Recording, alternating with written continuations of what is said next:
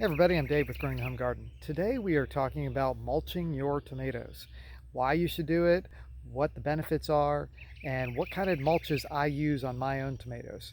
And so I'll go through a couple of the different things. I'm using two different types of mulches on my tomato plants right now. One is a cypress mulch. It's just a hardwood mulch that comes out of a bag from a store. And I'm also using grass clippings from the yard. And there's a few things to keep in mind when you're using either one of those to mulch plants in your tomatoes. So let's go take a look.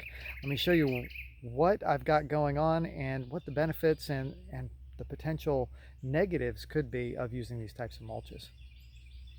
So this here is a cypress mulch right there, okay?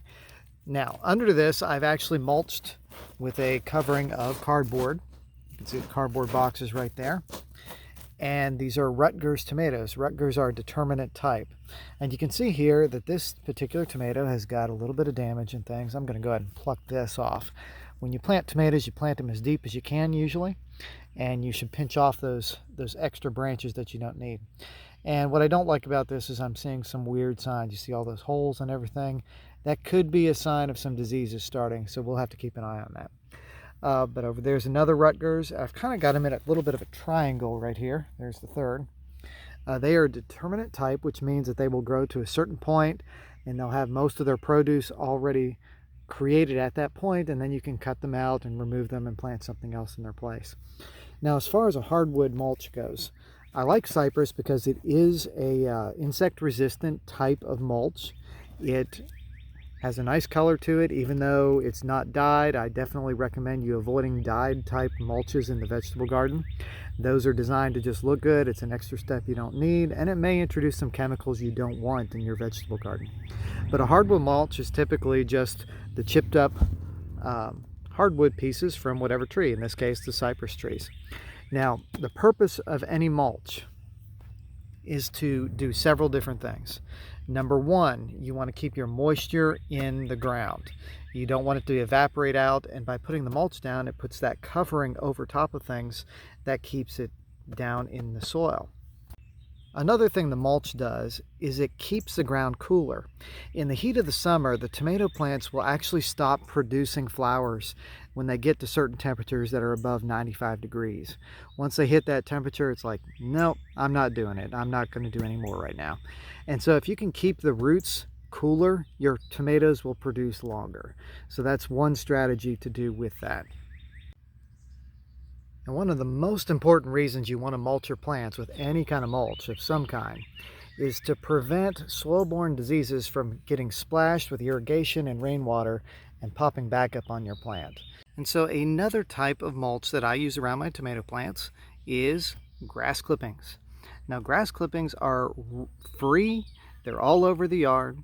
There's only a couple things you got to be careful of with your grass clippings. Number one, don't use Bermuda grass. Bermuda grass has a habit of setting down roots anywhere that it's put, so you want to avoid that. Bermuda grass is not fun to deal with in a vegetable garden. Number two, avoid things that have weed seeds in them. So if your grass has gone to seed, or maybe you've got some weeds in the grassy areas of your yard that have started putting up seeds, you don't want to use those. Try to avoid that as much as you can. But other than that, grass clippings do a great job at putting down a nice layer that helps prevent moisture from evaporating.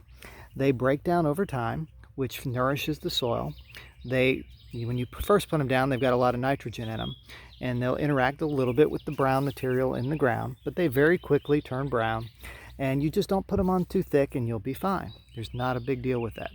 So the problem with grass clippings is you do have to replenish them because they break down so fast, as opposed to a hardwood mulch like the cypress hardwood mulch that I showed you a minute ago. It will take a long time to break down. So it could be there for a year, whereas the grass clippings you might have to replenish every 6 weeks or so. But if you continually add just a little bit to your garden, it will keep nourishing it and make a much healthier soil as you go forward. I greatly prefer using organic mulches, things that will break down over time because they do feed the soil.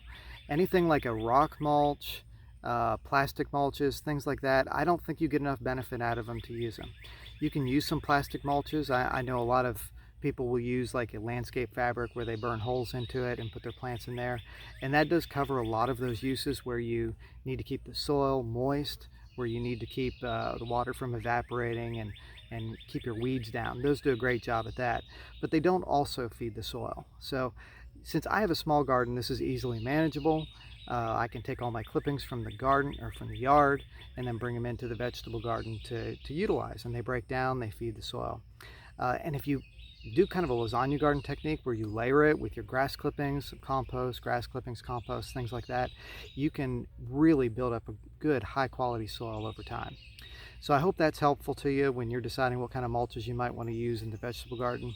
I really love using the grass clippings. I've had some of the best gardens I've ever had, best tomatoes I've ever had when I use the grass clippings in the vegetable garden as a top dressing amendment kind of thing. So I'm Dave with Growing the Home Garden. Thanks for watching. Please hit the like button and subscribe, and we'll catch you next time.